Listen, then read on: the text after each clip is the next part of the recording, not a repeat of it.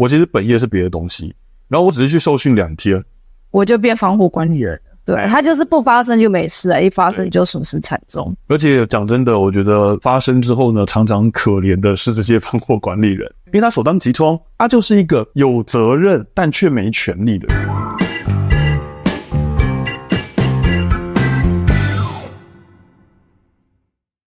Hello， 大家好，我是韭菜先生，很高兴你继续收听这个频道，让你朝安全又迈向一步。嗨，我是晶晶，大家晚安。晚安。我们这一集跟大家分享一下防火管理制度，跟大家聊聊哪一些场所需要做防火管理人。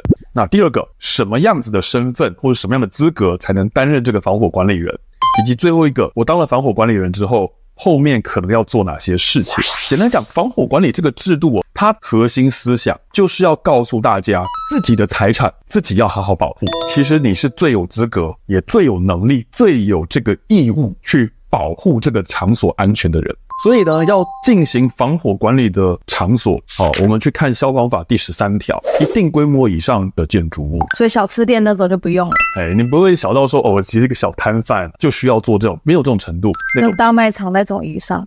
对，那类的公共场所。好，那当然详细一点的话呢，其实我们去看消防署的公告，简单来说都是被认为有比较高的火灾风险，所以他才会希望你多做一些准备嘛。有某一些场所，它是你只要是属于这种用途，它不管你多大多小，你就是一定要做防火管理。例如说呢，像是 KTV 或者是旅馆或者是医院，这很合理啊，因为出入的人多啊。对，他出入的人是不特定的人。那第二种，有一些情况我被认定是这种用途，那我要看你的面积大小。那例如说像百货公司、超级市场、博物馆、餐厅。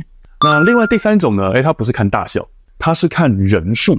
例如说像宿舍、托儿所。第四种情况呢，就是我也限制大小，也限制人数。它多半会从这3个层面去看你这个场所到底需不需要做防火管理。社区大楼有没有规定要做防火管理人呢？我觉得应该也要吧，他每天出入的人应该也算多啊。社区大楼更特别的一件事情是，它的管理权是分属在不同人身上的。这个社区大楼什么东西坏掉了，哪个东西要先修，这个也不是一个住户说了算，对不对？是我们今天要共同推举一个人或是一个组织来帮我们一起决定这件事情。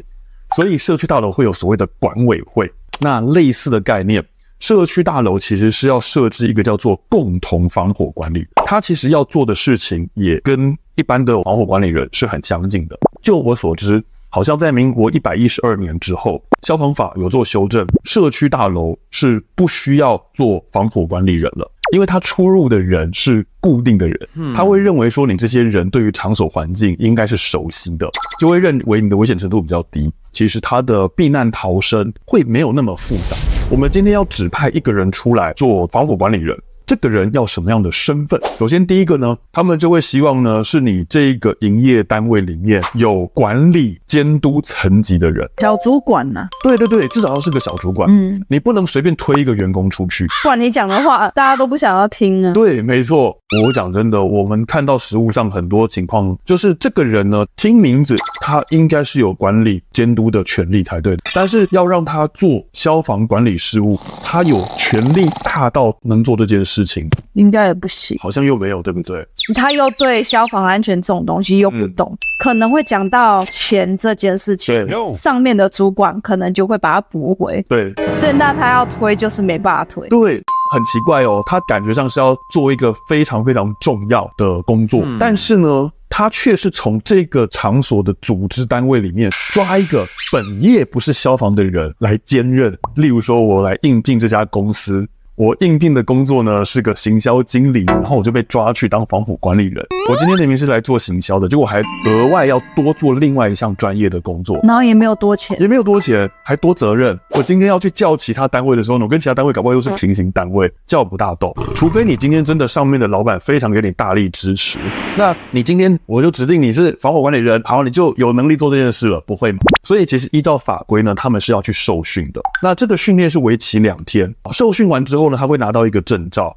那他就可以在自己的场所担任防火管理人。他是规定每3年要复训一次。那最后一件事情呢，那我们一直讲说推行有难度，他到底要推行什么事情？那这其实都要去翻看消防法施行细则第5条到第8条，防火管理人要做哪些事？多半就是一些硬体设备的平时自主检查、维护保养，以及呢，我要制定一些消防防护计划，然后呢，要把我场所里面的人分工编组，每半年一次的训练，他必须要去规划这些事情，他一定得办这件事。但回过头来，他又没有真的有很强的权力要求底下的人一定得来配合参加。对。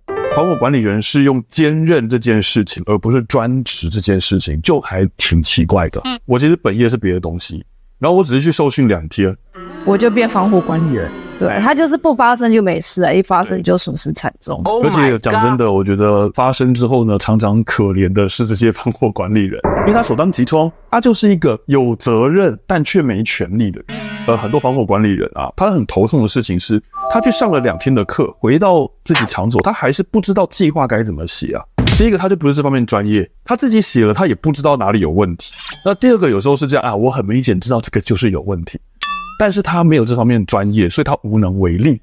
对，就是其实我们给了他很多的责任跟义务，却没有给他相对应的权利。就像你今天有法律的问题，最常想到的方法就是直接找一个法律专业的律师，不是吗？对，你当然可以久病成良医，让自己多经历几场灾难之后，如果你还没有被抓去关的话，很恐怖你可能就变成一个很专业的人了。所以我觉得另外一个更好的方法，其实你找专业的人去帮你协助。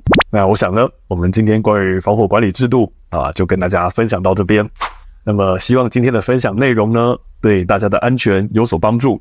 如果各位有从这一集获得收获的话呢，请按赞、订阅、分享我们的影片。你在你们公司也是防火管理人吗？欢迎底下留言取暖。那今天就到这边咯，下次再见，拜拜。